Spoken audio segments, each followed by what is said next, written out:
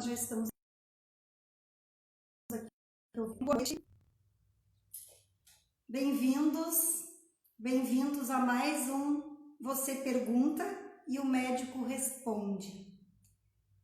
Então, este que é o nosso programa, nosso mais novo programa aqui do Espaço Devi, uma vez que nos preocupamos com a qualidade de vida, com o antes, em promover a saúde, em informar. E tudo que a gente precisa para manter uma boa saúde é de informação, não é mesmo?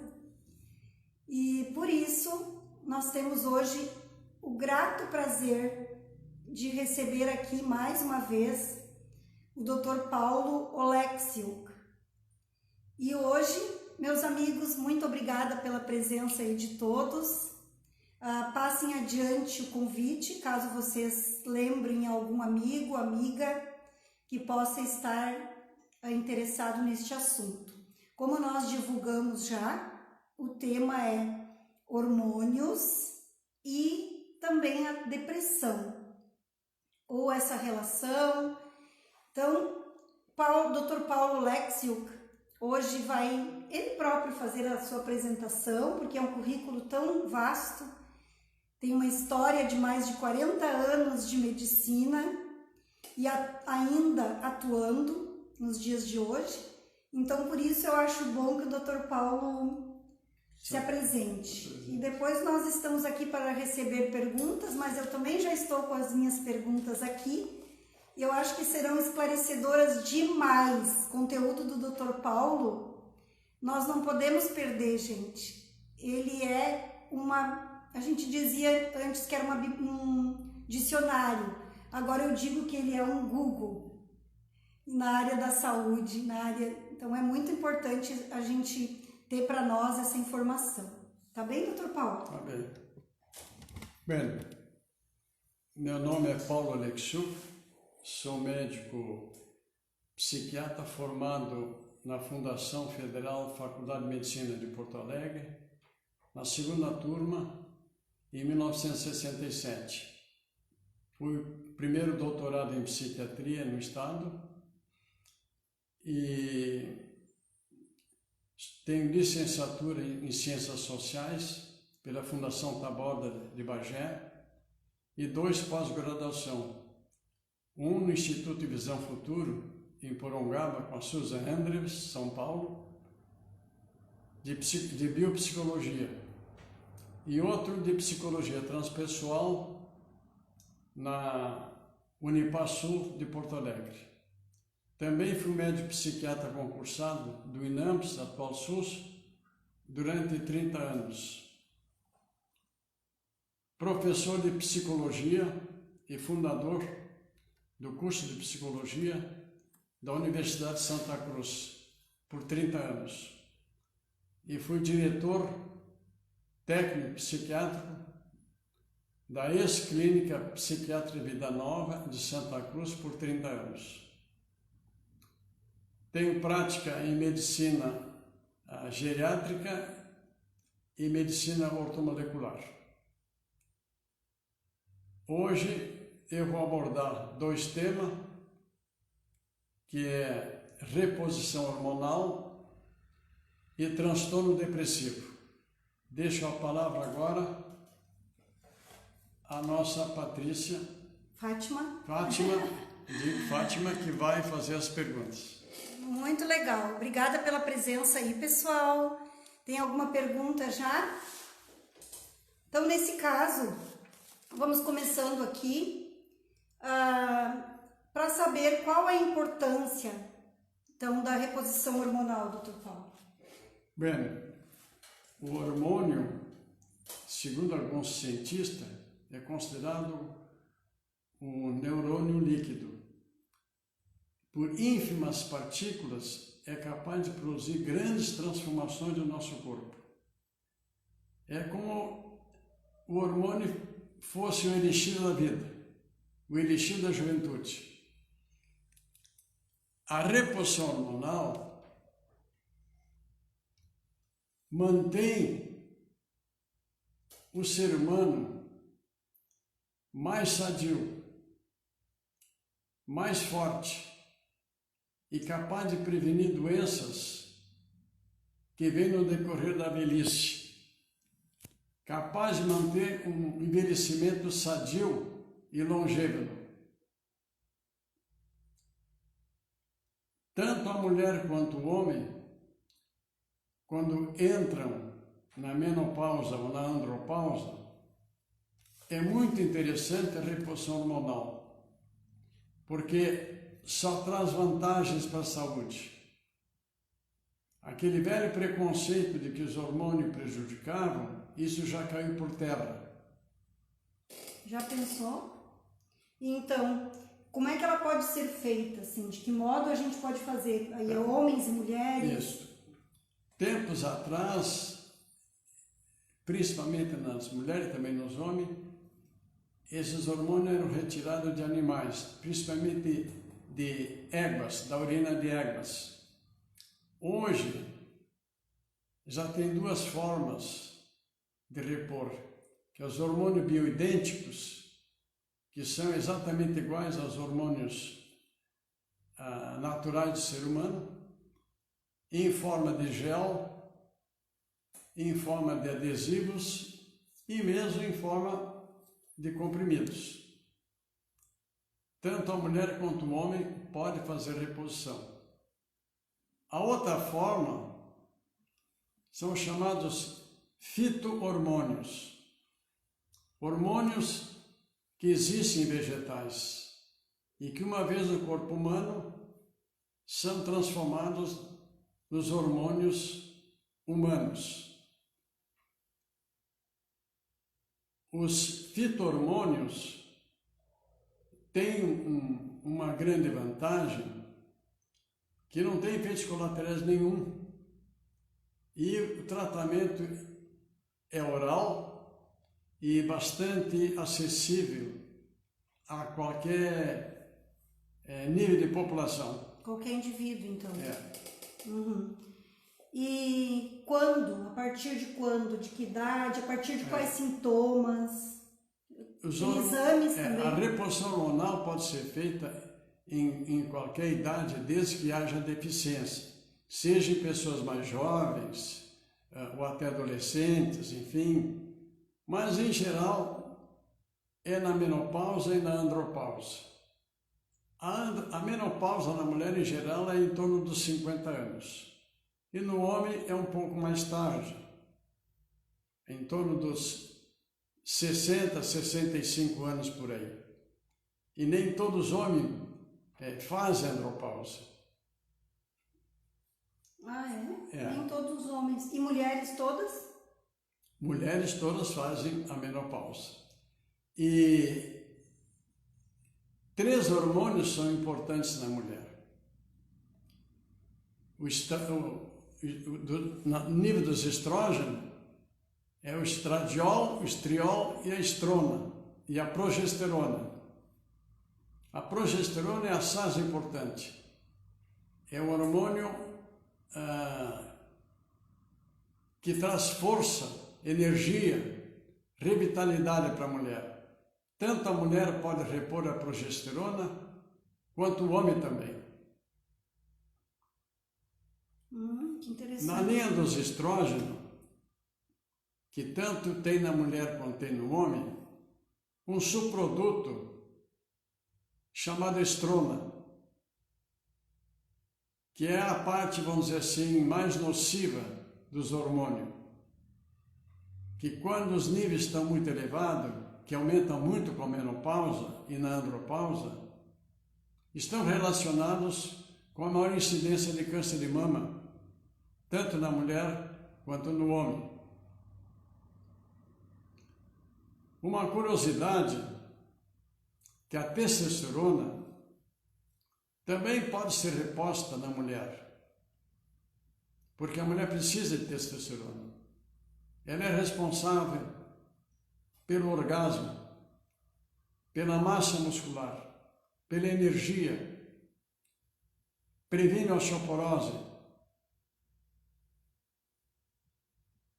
promove a longevidade tanto na mulher quanto no homem. Há trabalhos recentes atestando que a testosterona reduz a incidência de cardiopatias e de infarto. Outro dado interessante, em que óbitos de homens com câncer de próstata registram baixos níveis de testosterona. Baixos níveis, e aí por isso... De testosterona. Pesquisas, tem pesquisas. Isso. E outra pergunta. Contraindicações, doutor Paulo. Tem contraindicações de... Contraindicações quando há histórico de câncer ginecológico, câncer de mama, aí tem que ter muito cuidado ou evitar a reposição. E assim também parece que no homem também tem que ter esse cuidado. Mas o maior cuidado é em relação ao sexo feminino. Tá, doutor Paulo, para fazer esse exame, não é um exame clínico apenas, né? Quais os exames são solicitados? São exames de sangue, né? Porque no sangue pode-se testar os níveis de hormônios, tanto na mulher quanto no homem. Qualquer laboratório hoje tem condições de fazer a medição. E solicitado pelo seu ginecologista, Isso, qualquer médico. Qualquer médico que se preze, que estude um pouco, enfim, tem condições de repor. Principalmente os endócrinos, ginecologistas, geriatras, enfim. Mas qualquer médico que se preste e que vai estudar, enfim, pode prescrever. Então, nós estamos com uma boa participação aqui, nossas amigas, muitas mulheres, maioria mulheres aí. Você, amiga aí que está participando, a Vânia, a Laura, a Belvis, a Lúcia, a Maria, Roselaine, Rosane, vocês têm alguma pergunta? Mais alguma pergunta com relação à reposição hormonal? Era contraindicações, 4. E, então, o que nós vamos fazer como o Dr. Paulo trabalhou muitos anos e a sua formação é na área da psiquiatria, né? Só um minuto. Com relação aos fito-hormônios... os fito-hormônios. Os fito-hormônios. É muito comum usarem derivados da soja, a isoflavona, para repor o estrógeno. E de uma batatinha mexicana chamada iã mexicano, que é retirado a progesterona e o DEA. O DEA, fala para nós. O DHA. E do tribulus terrestre, do qual até a indústria farmacêutica retira a testosterona. O DHA é a mãe dos hormônios. É o intermediário entre o hormônio feminino e o hormônio masculino. E é a menina dos olhos da reposição hormonal. Quem não quer fazer reposição hormonal, pelo menos reponha DHA. Nós temos quânticos aí com a informação do DEA. 12,5 mg, 25 mg para o sexo feminino. E olha que bela dica. 25 mg a 50 no homem. O que esse hormônio faz? Renova o indivíduo, retarda o envelhecimento, mantém o humor, porque tem efeito antidepressivo, mais energia, mais vigor, protege a memória, tem efeito antidemência. Então, é extremamente vantajoso fazer uso, quem pode, do DHA. Nossa. Era proibido no Brasil até bem pouco tempo, mas liberado na Europa e nos Estados Unidos. Não sei por que era proibido no Brasil. Pois é, mas uma pergunta. De uns 2, 3 anos para cá já foi liberado, assim como a melatonina, que é um neurohormônio do cérebro produzido pela pineal, que nos provoca sono, tem efeito antidepressivo e aumenta a imunidade, e é um dos mais potentes antioxidantes do nosso corpo, é liberado nos Estados Unidos, até em supermercado tem chá de melatonina, liberado na Europa há 30, 40 anos, vendido na Argentina, no Paraguai e Uruguai. O Brasil foi o último país a liberar melatonina, sabe quando? O ano passado. Eu ia lhe dizer, muito tempo, muito pouco tempo. É um absurdo, né? Mas é verdade. Só para ilustrar, nós temos o nosso Pincept, o nome já vem de Pincept da pineal, é um frequencial que trabalha na produção da serotonina, que é o precursor da melatonina, não é? É o seguinte, essa melatonina e serotonina são de mãos dadas, quase que uma igual à outra. Um pequeno radical que muda. Durante o dia, a forma é serotonina. O que sobra da serotonina de noite vira melatonina. E de manhã, o que sobra da melatonina por causa da luz vira serotonina. Então, os trabalhos são irmãs mesmo. Uma se transforma na outra, dependendo se é de dia ou se é de noite. Que interessante, que estudo mais lindo esse, né? E a serotonina, por que a gente diz, dormiu mal, tá mal-humorado? Né? A serotonina é um neurotransmissor da paz, do bem-estar, né? Da sensação de tranquilidade, de prazer, etc. 95% é produzido pelos intestinos, os outros 5% é pelo cérebro. E igualmente também a melatonina. Mostrando que o intestino tem tanta importância em produção de neurotransmissores quanto o cérebro. Tanto é que muitos cientistas hoje consideram o intestino como o segundo cérebro. Por quê? Porque ele funciona quase igual ao cérebro, em alguns aspectos. Olha aí a importância, olha aí Suzana, Lúcia, Ângel, Dr. Paulo, saudades aí, ó. Ele está aqui para responder perguntas, Lúcia Vinck. E falando sobre aí a nossa período da menopausa e hormônios. Acabou de falar aqui da importância aí dos nossos hormônios serotonina e melatonina aí para a gente viver bem, alegre, feliz, de bem com a vida. Precisamos ter outra dica, né? A reposição hormonal, tanto na mulher quanto no homem, tem efeito antidepressivo também. Olha, eu estou muito feliz que nós temos muitos quânticos e muitos suplementos da Catal Medic que estão como composição magnésio, triptofano. Isso aí. Então Triptofano é a matéria-prima da serotonina. Por isso que eu estou conseguindo dormir tão bem. Recuperei, porque foi uma história, eu tive que fazer uma higiene muito tempo. Não foi da noite para o dia que eu recuperei meu sono, isso que me deixa com energia boa. Sem triptofano não tem serotonina. Exatamente. Então nós temos que fazer tantos assuntos aqui e o tempo vai passando.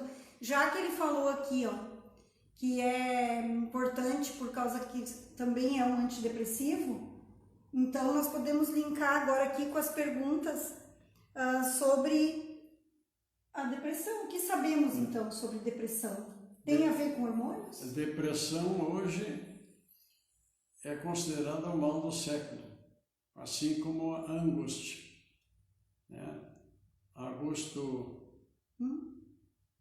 aquele psiquiatra, Augusto Cury, né? Cury, que é o escritor? Ele diz que a gente ele diz que a ansiedade é o mal do século, mas eu considero também a depressão o mal do século. Quando eu me formei em 67, a depressão estava em torno de 2 a 3%. E hoje está em torno de 8 a 12%. No meu tempo, praticamente não havia tratamento para depressão. Nos anos 60, surgiu o primeiro remédio para depressão chamado imipramina, com uma série de efeitos colaterais adversos, mas já fazia algum efeito em melhorar o humor, em tirar a pessoa da fossa.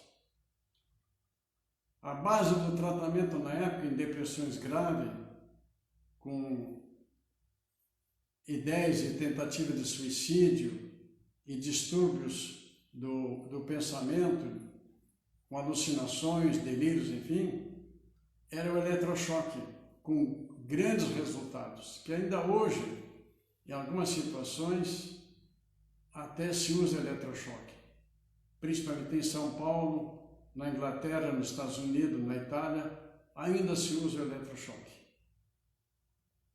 De lá para cá, surgiram uma série de antidepressivos. Hoje temos em torno de uns 40 tipos. E, curiosamente,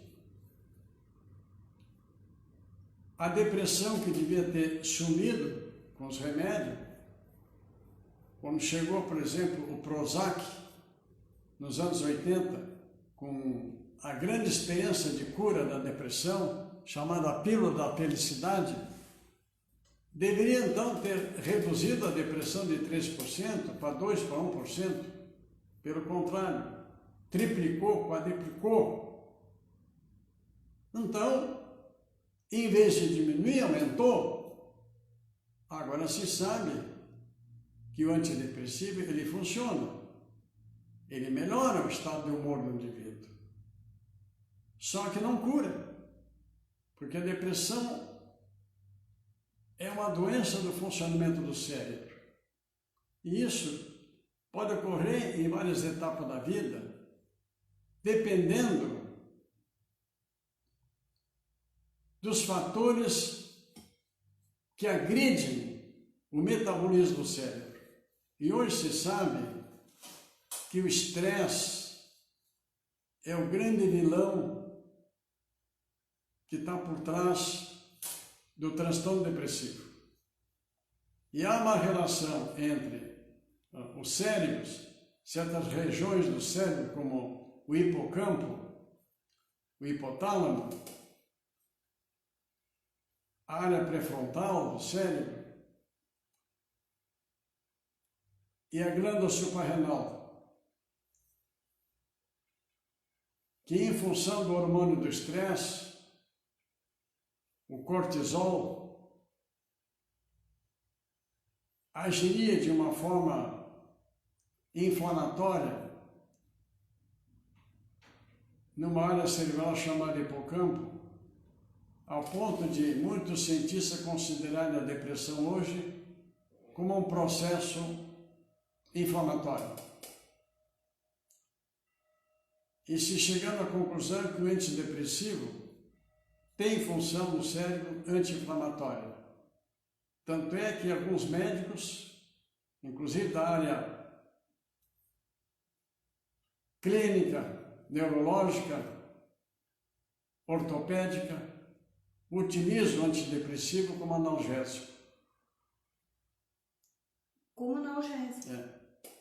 E se o senhor fala que é inflamatório, aí também tem associação com o intestino, então? Tem. O intestino... E parece que há uma relação também entre a biota intestinal microbiota. e a função cerebral. Mas isso Porque tem muito sentido. o intestino tem uma parede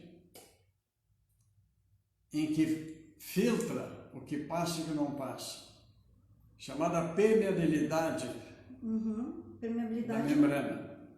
E quando há alguma agressão a essa parede, por uso crônico de anti-inflamatório, de alimentos incompatíveis também, antibióticos e alergia, alimentos muito tóxicos, à base de agrotóxicos, etc., lesa essa parede. E ela acaba deixando passar moléculas de proteína não digeridas, moléculas grandes que cruzam e vão para a corrente sanguínea, vão para o fígado. e acabam provocando perturbações autoimunes, gerando uma série de doenças autoimunes de difícil tratamento, possivelmente ligada até ao processo degenerativo cerebral, de alguma forma participando da demência. Já pensou? É. E então tem tudo a ver com relação ao que o senhor falou, que 95% da importância do intestino. É o intestino como segundo cérebro, como né? segundo cérebro. E ele produz vários tipos de neurotransmissores igual ao cérebro, porém em quantidade muito maior. Por exemplo, a serotonina. Então ele tem que estar bem. Serotonina é 5% no cérebro, no intestino 95%. E o que é a depressão? Outra Não coisa, é o contrário de estar bem. Outra coisa importante, que grande parte da nossa imunidade se deve ao intestino, produzido na parede intestinal. Gente, nós temos muito que estudar, Dr. Paulo. Quando eu digo, ó, gurias, que o Dr. Paulo tem um conhecimento muito amplo, muito integrativo, e depois esse estudo todo da ortomolecular, né, que nós teríamos que o senhor aceitar fazer uma live sobre isso, Então, depressão é parecido com tristeza? Tristeza e depressão, elas são a mesma coisa? As pessoas confundem muito tristeza com depressão. Tristeza é uma reação normal de dor, quando se recebe a notícia da morte de um amigo, de um colega que perdeu o emprego, de uma notícia que não desagrada, o filho que foi mal no colégio, ou que foi reprovado, né? Ou o carro estragou e não tem mais conserto, enfim. Então, tristeza é uma reação passageira, assim como raiva. Raiva é uma reação emocional, biológica. Um sentimento... Né? Uma alteração emocional, vamos dizer assim, que atinge o limite da tolerância. Mas passa. A raiva qualquer animal tem, né? O cachorro tem, o leão tem, raiva. Já o ódio é um sentimento da alma, doloroso, pode durar a vida inteira, corroer o indivíduo, tirar as condições dele poder amar, porque quanto mais ódio, menos capacidade de amar tem o indivíduo e de aceitar o amor, porque o coração dele está cheio de ódio. A depressão é diferente da tristeza. A depressão atinge a alma da pessoa, atinge o gosto pela vida, a perda do sentido da própria existência. O indivíduo chega ao ponto de que ele se deixa de se amar, não acredita que os outros o amem,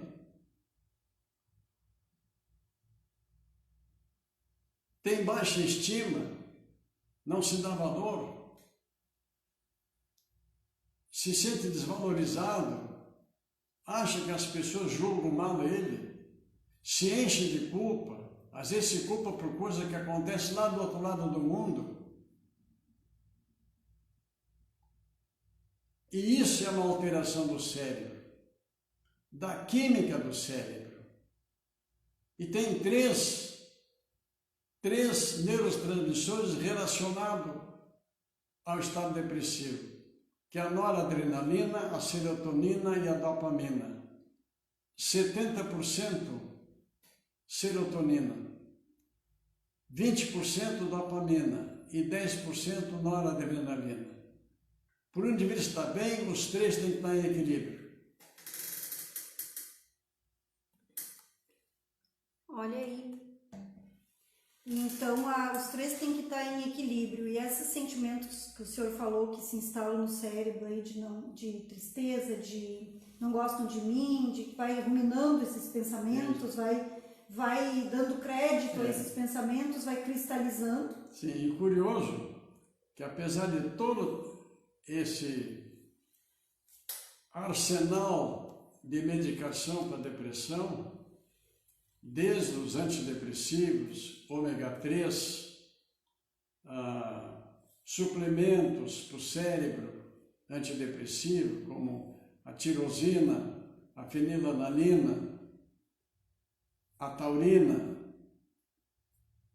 e vitaminas importantes que participam da síntese de serotonina, como a vitamina B6, a vitamina B9, sais minerais como o cromo, o vanádio, enfim, tudo isso age nesse metabolismo para proteger o cérebro, para não ocorrer o transtorno depressivo. Só que com tudo isso, com toda essa medicação, todo esse alfarrábio de ingredientes, a ciência ainda não consegue explicar o que leva ao indivíduo se deprimir. O que ocorre dentro do neurônio. E a mente humana, e a consciência humana, e o pensamento humano, o julgamento humano, a alma humana, como é que age para levar à depressão? Por que alguns se deprimem mais e outros se deprimem menos? Por que um pequeno motivo provoca uma grande depressão num e um grande motivo não provoca nada no outro? Resiliência. Resiliência. Mas aonde está essa diferença? Mas é a tal de resiliência, capacidade de reagir influenciando lá. Mas o que leva à resiliência? Por que um tem resiliência e outro não tem? O que ocorre dentro da pessoa? Uhum. Então, esses são os segredos que se estuda há muitos anos, né? Que tem que ser explicado na junção espírito-matéria, alma-matéria. Missão, né? valores. Que é uma coisa que me surpreende muito, muito. Quando a gente olha uma formiguinha caminhando, levando comidinha para o ninho, um mosquito que sabe bem onde morder, tem sangue. O beija-flor que sabe bem ir na flor, sugar o néctar. Tudo isso tem vida, tem sabedoria, tem inteligência. Até chegar ao ser humano. Mas eu pergunto, mas o que é a vida? Alguém consegue explicar a vida? A ciência explica a vida? Não. A vida é um segredo divino. Só um ser superior, acima de tudo, é que tem o segredo e é capaz de explicar o que é a vida. E ela tem que ser vivida a qualquer preço. Uhum. Sabe as palavras, né? Nos leva a um raciocínio, nos leva a buscar um sentido muito maior. E esse assunto também, pessoal, nós estamos aí com o tal do Setembro Amarelo, né? Isso aí nós dava para fazer uma live, um assunto só de Por que as pessoas, casos de... Por que o suicídio está aumentando tanto no planeta, né? Então, volta aí no seu raciocínio da vida, do encontro, do sentido de cada um com a... Por que pessoas cansam de viver? Preferem a morte. É um enigma. Mas por que também que cresce tanto a busca essa expansão de consciência, essa quinta dimensão da qual se fala? Será que o ser humano não está se dando por conta? Tem muito a fazer ainda, tem uma estrada muito grande ainda, Dr. Paulo? Tem. Na minha visão, o ser humano, o homem como um todo, continua o mesmo de 2.000, de 5.000 anos atrás. E são ciclos. Veio tecnologia, veio modernidade. A vida não mudou. Mas a maldade continua igual. O ódio e o amor continuam juntos, um lutando contra o outro. A crueldade não aumentou nem diminuiu. Aparentemente ampliou porque o mundo ampliou o ser humano. Nós temos quase 8 bilhões de seres. Em que na época de Cristo, talvez não tivesse 500 milhões de seres. Aí o senhor fala aí no mundo em todo, e de que é feito o mundo desses milhões de seres humanos. E aí me vem aquela lembrança de que abra as portas, deixa o mundo que eu quero passar. Né? O mundo não vai mudar, não vai mudar. É nós que temos que pegar. O ser humano pode ir embora, mas o planeta continua. Então é mais um segredo da vida, é mais um segredo de como nós conseguirmos ter esse prazer pela vida e essa satisfação e conseguirmos ser resilientes apesar das circunstâncias que a gente tem por aí, mas é um assunto que se volta novamente. Nunca perder a esperança, né? De que dias melhores virão. Então, e tratamento para essa depressão? O tratamento hoje é multifatorial, né? Entra psiquiatra, psicólogos, terapeutas holísticos, padre, bispo, benzedor, pastor, qualquer ajuda que visa auxiliar, aliviar o estado de desespero da alma do indivíduo é válido. Agora, eu como psiquiatra falando, a depressão, existe uma ou existe várias? É uma só depressão? É um só transtorno? Na verdade, a gente sabe que a depressão pode ser subdividida em graus. Leve, quando ela se recupera por si só, em questão de poucas semanas. Moderada, quando já limita o indivíduo para trabalhar, já requer algum repouso, algum distanciamento do trabalho e alguma terapia, ou em forma de psicoterapia, ou em forma de medicação, ou as duas juntas. A terceira é a depressão grave. A depressão grave já é ideia de suicídio ou tentativa de suicídio. A pessoa já começa a querer se afastar da vida. Essa requer muitas vezes internamento ou um tratamento domiciliar com vigilância de 24 horas por parte da família, pelo risco de tentativa contra a vida. E requer um bom tratamento com antidepressivos e suplementos. Suplementos. E o tempo vai no mínimo de 6 meses a pelo menos 2 anos, muitas vezes até mais.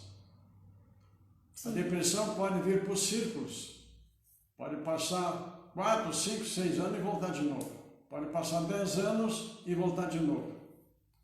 Depois tem uma depressão muito mais grave, que é a depressão de nível psicótico, quando além da depressão profunda, existe alteração do juízo, do pensamento, do julgamento. A pessoa pode ter alucinações auditivas, ouvir vozes, ficar extremamente desconfiada, ou ter descontrole da realidade dos fatos, não saber entender o que está acontecendo em seu redor, distorcer a realidade. Esse também é um tipo grave que requer ajuda de antipsicótico, além do antidepressivo, medicação antipsicótica. Isso tem hoje vários tipos. Uns se adaptam melhor com um, outros com outro. Em geral, hospitalização por 15, 20, 30 dias, devido o trabalho intenso que dá, que a família muitas vezes não tem condições. Acredito. E ainda tem muitos casos, Dr. Paulo. Continua sempre, tem estatísticas para isso. Hoje, com essa riqueza de medicação e com a diminuição do preconceito em relação às doenças mentais, a diminuição do preconceito de ir no psiquiatra, que há muitos anos atrás as pessoas tinham vergonha de dizer que iam no psiquiatra. Ou mesmo no psicólogo, né? Ou no psicólogo, mas muito mais no psiquiatra, porque diziam, tu tá louco? Havia um preconceito com a loucura, como se fosse o diabo na pessoa. Então, se reduziu muito hoje as hospitalizações, porque a família recebe melhor e é muito importante a participação da família, a compreensão da família com a pessoa que sofre mentalmente, seja depressão, seja doença mental como esquizofrenia, transtorno bipolar, demência e outros males mais. Então, o senhor já está respondendo aqui a pergunta da importância da família nos casos de depressão, também esses riscos de suicídio. Muito importante que o terapeuta fale com a família sobre a situação do paciente. A família tem que ser participante. Porque é um caso de família e todas as pessoas que estão... Porque a doença, tanto física quanto mental, atinge a família inteira. A família inteira adoece junto. Adoece junto. Precisa ser tratado também, precisa estar consciente. Isso aí. E aí vem todo um medo também, uma dor por aquele familiar. E há fatos que o doente não conta e a família conta. Entendi. Então, e esse risco de suicídio aí? Muitas vezes tem um casal, vem a esposa. Aí eu chamo a esposa. O esposo conta fatos que a esposa não contou. Ou tinha vergonha, não lembrou, não esqueceu. Ou, contrário, ela vem com ele está precisando de ajuda. Mas ele chega lá e não fala, mas ela conta coisas que ele não conta, que ele esqueceu. Aí o profissional vai fechando o quebra-cabeça. Tem que ser. E tem que ser. E, doutor Paulo, como está seus atendimentos agora? Sempre aumenta nesse período ou não é mais o seu caso hoje em dia? Porque o senhor também, como já teve uma experiência muito grande antigamente... A tendência daqui para frente é aumentar cada vez mais os transtornos na área mental. Não só para o mundo que está cada vez mais exigente, cada vez mais em crise, mas a disputa de mercado de trabalho, de formação profissional está cada vez mais cara, cada vez mais difícil, se exigindo cada vez mais do jovem. Hoje ele tem que lutar para ser o primeiro, quando muito o segundo, porque o terceiro já não vale mais nada. Quer dizer, o jovem hoje ele vai fazer um concurso como se fosse fazer um vestibular. Então a frustração é muito grande de jovens que se formam e ficam com o diploma na gaveta. Mais importante aí ainda a participação da família também nesse caso. E dessa tomada de consciência da autocobrança, da cobrança. Porque a gente vê que hoje o jovem que há 50 anos atrás, 60 anos atrás, já estava independente aos 18 anos. Hoje ele tem 30 e não está ainda. Hoje ele está com 25, 30 anos, ainda muitas vezes dependendo dos pais. Exato. E é outra época também, foi uma formação diferente desse jovem. E hoje ele se forma muito mais, gasta muito mais horas em estudo. Gasta muito mais financeiramente também. O investimento financeiro é muito mais alto e a dificuldade de encontrar trabalho, de se realizar é muito mais difícil. Aí nós já estamos entrando num assunto já de economia, Já entramos na outra live. Noutra live. Mas, doutor, daí tem uma coisa que a gente tem falado aqui, e que é onde a bandeira que eu lhe falei, que a gente aqui no Espaço Devi defende, estamos aí, que é a questão do integrativo, né? Então, é integrativo, o tratamento integrativo é onde integra esses diversos aí que o senhor citou, não vamos citar, né? Tudo em conjunto. Tudo em conjunto. E também Ninguém, fazer parte da família também. Ninguém é dono da verdade, né? Hoje, mas isso se abriu bastante a medicina para isso. Hoje a gente sabe que tudo é multifatorial, né? Que entram vários fatores em conjunto para ajudar a pessoa, né? E aí nesse boas amizades, família bem estruturada, né? Acesso à medicação, acesso a boa alimentação, a boa escola, boa escola, tudo isso juntar a fé, a religião, então tudo isso em conjunto hoje bem trabalhado, a pessoa se sente protegida, porque no mundo cão, como a gente vive, o medo, a insegurança é muito grande. Por que a gente está tendo cada vez mais pânico? A doença do pânico. Cada vez mais ansiedade generalizada. Cada vez mais medo de sair na rua. Sim, doutor Paulo, pois é, eu estou aqui como uma aluna sua, paciente sua que já fui, e vou lhe contar que eu me consegui trabalhar muito essa questão da espiritualidade junto com a minha missão de vida, alinhando também o meu trabalho e buscando o autoconhecimento, né? Buscando mais autoconhecimento. Eu posso lhe dizer que a ansiedade, a angústia, só para arredondar o que o senhor falou e para a gente ir para o encerramento, a ansiedade, a angústia, essa condição toda de vida que o senhor citou, a cobrança, a autocobrança, para tudo isso eu vou lhe contar que eu conto muito com a ferramenta das terapias energéticas e depois que eu conheci os quânticos, os frequenciais, aonde que eles entram aí? Eles entram para equilibrar e melhorar a questão do medo, por exemplo, o neurotox, para ajudar a desintoxicar aqueles pensamentos ruminantes, aquele medo, aquela sensação de desconfiança, de morte iminente, de os medos que craquelam na nossa mente ali. Então a gente tem os quânticos que agem ali, agem nessa frequência. O cérebro funciona de forma química, de forma elétrica e de eletromagnetismo. E um quarto que é a onda espiritual. A luz seria a energia, é a luz, é a luz interior. Então, é a busca dessa luz interior. O cérebro é uma perfeição que o ser humano jamais vai conseguir fazer um computador igual.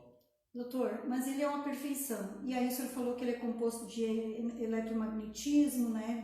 Química, elétrica, química, eletricidade, magnetismo e a onda. E onda. Por exemplo, a luz é uma onda. Sim, esse quântico que a gente está falando sobre os florais, que é quântico, quantum real, quântico quer dizer o quê? É o quanto, é o fecho de blocos de energia de luz. Blocos de energia de luz. Dentro do átomo, que é a menor partícula, né? Então esse quer dizer o quântico, né? O quanto. E aí falando rapidinho assim, com esse mundo moderno aí, com tanta tecnologia e com esse disparate aí que tem de antenas para lá e antenas para cá e puxa... A intoxicação eletromagnética, chamada de intoxicação eletromagnética. Isto cria alterações no sistema nervoso e parece que está ligado a maior incidência de leucemia. Leucemia. Eu queria associar essa pergunta aí à questão também da depressão, da doença mental. Houve uma campanha da população que obrigaram as empresas a retirar os postes e fazer pela terra, dessas antenas para fora da cidade. Vê só. Então, olha só, pessoal. É muito assunto, né? É muito assunto, e o Dr. Paulo, como médico integrativo que é, há mais de 40 anos atuando, e como ele mesmo falou, foi 30 anos professor e diretor do curso da psicologia, foi consultório há tantos anos, buscando...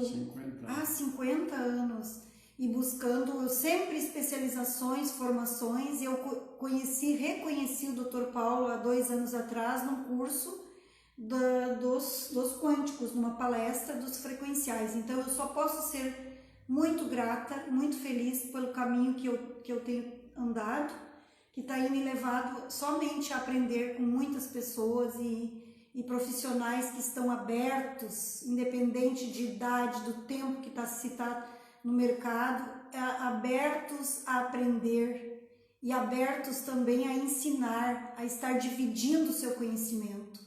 Então, isso aí é um grande valor. Eu acho que nós somos muito gratas aqui, eu e vocês todos que estão aqui, por a gente poder aí utilizar agora sim a nossa tecnologia, né? Também para poder estar conversando aqui com o Dr. Paulo e deixar esse legado, deixar aqui gravado, Dr. Paulo. O senhor sabe o que significa isso para nós? Por isso que eu digo e não me canso de dizer, eu sou uma apaixonada vocês não têm ideia como eu fico grata de estar com o Dr. Paulo aqui, e eu precisaria muito que ele viesse fazer outros encontros assim aqui com a gente. E agora para o mês de outubro nós temos o dia 18 uma live com a doutora Flávia, e teremos muitas outras aí no mês que vem, e continuaremos com esse programa aqui, tá, pessoal? Quem está por aí presente, muito obrigada. Estou vendo a Isabel aqui, a Adelina Dikov, tem Jussara, agora aqui a Marlene Heinck, a Puff Oglarini, Rosiméria, a Vitória Cunha, a Gabi Dettenborn, uma menina jovem aí, ó, a Ilani, nossa depiladora aqui do espaço, a Silvia Cabeleireira, a Nete Assman de Lajeado, a Rosvita daqui, a Suzana de Lajeado, a Sandra de Porto Alegre, a Clione Weber, a Cristiane, vou falar o nome aqui, Elisângela Eichner, lá de Santa Catarina, a Alme Cunha, a Vera Maria Faust, mãe de uma médica também, nossa amiga e nossa cliente aqui, Eduarda, Lúcia Vinck de São Paulo, a Clair, minha prima, Clair Lavalt, o Ricardo Monteiro, ele é terapeuta, mora em Curitiba, trabalha com energia, foi meu professor do pêndulo e do holotester, trabalha junto com a doutora Rosângela Arndt nas questões energéticas. Então, Lúcia Vinck, pessoal, muito obrigada. Eu agradeço também a atenção de todos. Possivelmente mais adiante estarei também à disposição para novas lives. Ok. Muito obrigada, Dr. Paulo.